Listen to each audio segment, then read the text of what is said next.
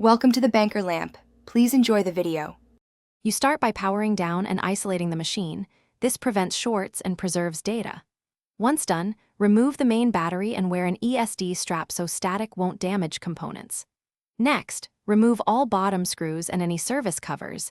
Keep screws grouped by location so you know where each returns.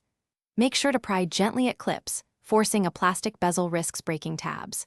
By opening the base now, you gain access to drives, memory, and the cooling assembly for the next steps.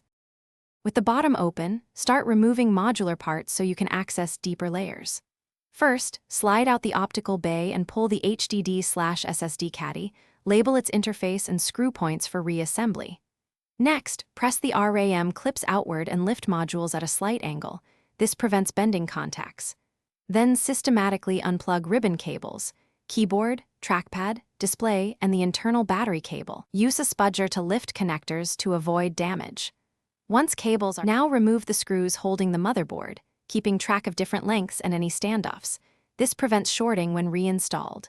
Gently lift the board from the edge opposite connectors and guide antenna wires and heat pipes free so you don't tear tiny cables. When reinstalling, reverse the order.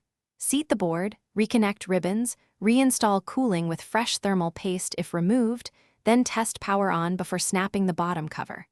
If the laptop won't post, reseat RAM and display cables. Loose ribbons are the most common fault.